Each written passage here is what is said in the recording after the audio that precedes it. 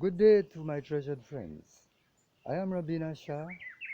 My name was changed in 1978 under Deed Poll 1911 of 1978. Rabina means that my opinion is as clear as the sunlight, and Shah means that I am a devotee of the great God, then, whether it be Allah, Shiva, or you know.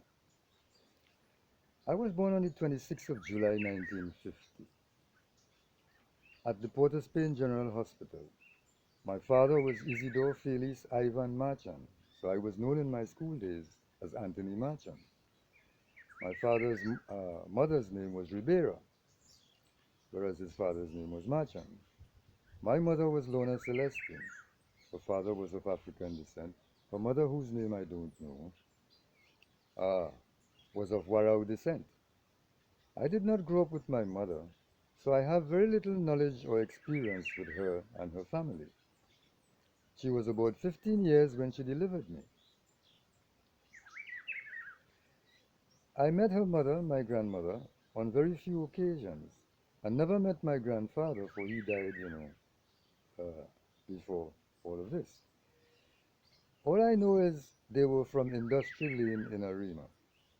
The few occasions I spent with my mother were precious, for we were open and fair to each other. I grew up with my father's family in Sign Village and Superior. My aunt Leocaria Ribera Marchand was my acting mother, or acted as my mother, and so did my grandmother, Benincia Ribera Marchand, who was married to my father's father, to my grandfather. My father's brother was Angel Marchand, who was my acting father, being the firstborn child. They and my father shaped my character by virtue of their traditional Warao traditions, which they practice naturally, except for the retainance of our Warao language, which was banned. They were conscious of their Warao origin and nationality. I was also conscious of my Warao origin, for my father appraised me of saying, our people were like family. We lived good with each other. At age 6 to 7, while attending Catholic school, I inquired of my father, who are these Caribbean Arawaks people who are spoken about in school and were exterminated as our teachers taught us? He replied, we are the Warao nationals, you know, and we are the people that they call in Caribbean Arawaks, you know. Whereas Caribbean Arawaks really means those who fought against the Spanish, and Arawaks were those who actually, sided with the Spanish, more or less. And this was taught to us in school. Since then, I knew my secret identity, for my family then speaking Spanish and Patois, as they were banned from speaking the Warao language by the European nations who conquered our territory, or Nabarima Island, as our island was named. Nabarima Island is the sacred abode of our northern earth gods, namely Warao and Nabarima. These were the earth gods of the north of our cosmological world. You see, we had east, west, north, and south. And there were gods in different directions, you know. My father and my aunt testified that our Warao family in the 1940s and even before came to San Fernando Hill in Trinidad, as it is called, to worship our earth gods, our northern earth gods, and our progenitor, Haburi, once a year in pilgrimage, of which he was privy, my father that is, to such events. Also my aunt. I grew up knowing this secret and could not fit in the society which was now claiming Trinidad and Tobago, you know, to be the name of our beloved islands, which I knew to be a flagrant untruth. Uh, just prior to my trial to be an insurance underwriter, where I failed, I got a temporary job as a clerk in the Ministry of Works. So I had to get an identification card in order to get the job. And when I applied for this identification card, I was given the name Anthony Celestine, uh, for only my mother's name was recorded on my birth certificate. I learned that I was described as an illegitimate child, born out of wedlock, according to the Catholic Church traditions. And a sort of a stigma remained on illegitimate children, by the Catholic Church. From my great grandmother, whose surname was Ribera, and her ancestors, our people had to adopt the Catholic religion. For Warao nationals had lost their identity due to the indoctrination of Papal Spain, rule onto the United Kingdom, who also ruled, you know, our people and also the peoples who came to our territory, firstly as slaves from Africa, and later on as indentured laborers or under the bon coulis contract. They were then indoctrinated by Spanish and French decree and governance system in our early history of conquest. Well, the East Indians were in the late history. For the conquerors or colonial masters, the barbarians, executed, murdered, and decimated the Warao nationals, who fought conscientiously for their right to freedom and self-determination. To honor our ancestors' sacred traditions of the northern earth gods and our progenitor, Haburi, you know, who, his resurrection of our ancestral original traditions, which was lost in the era of our ancestors who were the Shelguj peoples, who suffered the great earthquake destruction of the eastern part of South American continent. Due to their violations of the laws of nature or natural laws. As was taught to me by my father and later touched by archaeologists Crookston and Rouse in the book published by Harvard University, written by author Johannes Wilbert, who spent 20 years of fieldwork in the Orinoco Delta researching the traditions of the Warao Nation. This book, entitled Mystic Endowment, the Religious Ethnography of the Warao Indians.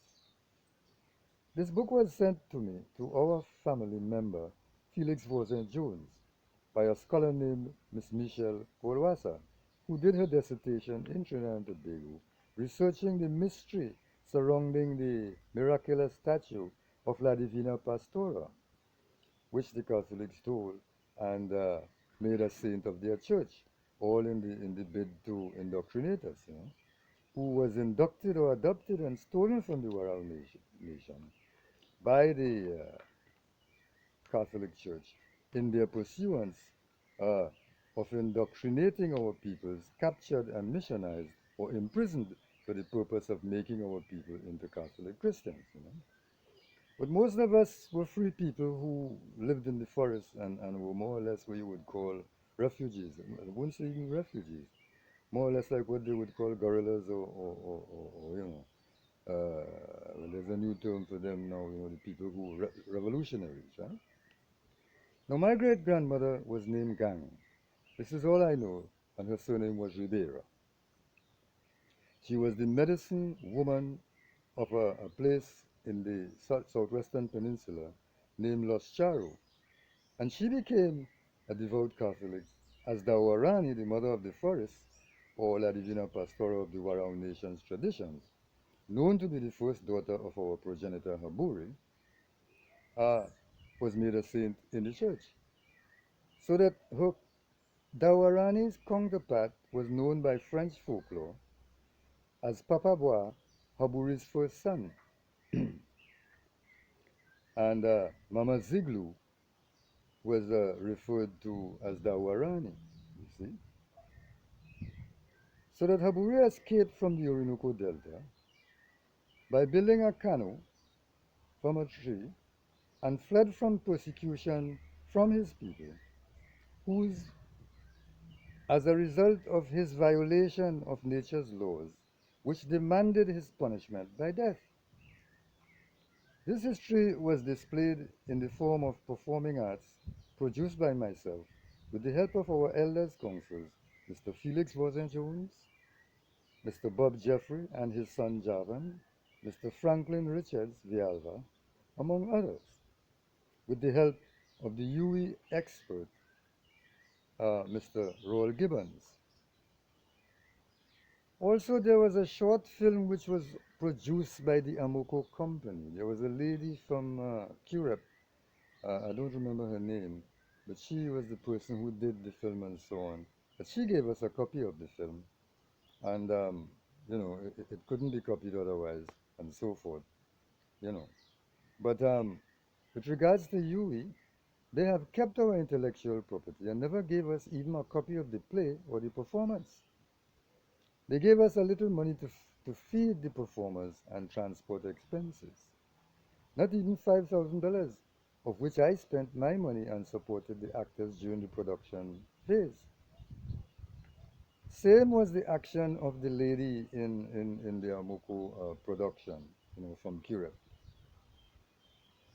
But nevertheless, I was satisfied that our history was partially revealed, you know. And this was our first public awareness program. Our experience in this matter, which the People's Partnership funded UE to promote, and sadly, we were not contacted by the UE people thereafter, you know. They just did the play and that was the end of our Sunday.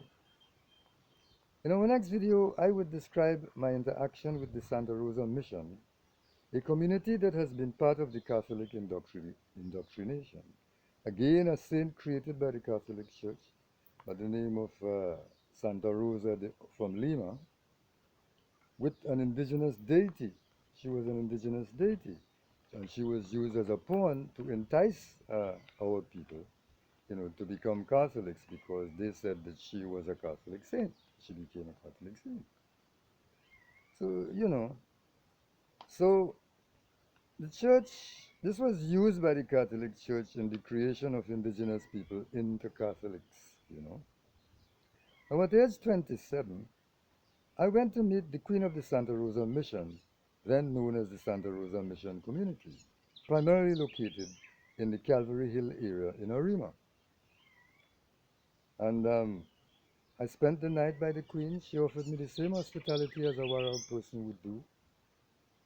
And she even admitted to me that there was a prophecy that one person from the south and one from the north would liberate our people in the future. And so I met there the young man that she appointed because no one wanted to take the mantle of carrying out indigenous people's struggle at the time because we were scorned and ridiculed and all of that, and people, the history books said that we did already, you know. But nevertheless, let it be known that I have no enmity or grievance with the Catholic Church, for history speaks to events that precede our present, as records of the past. That now is a basis to chart the future. By great honor and respect to one and all, shall the truth guide our hearts that we can search and find our true selves and the purpose of ourselves as human beings upon the earth. Thank you. May the Great Spirit be with us all.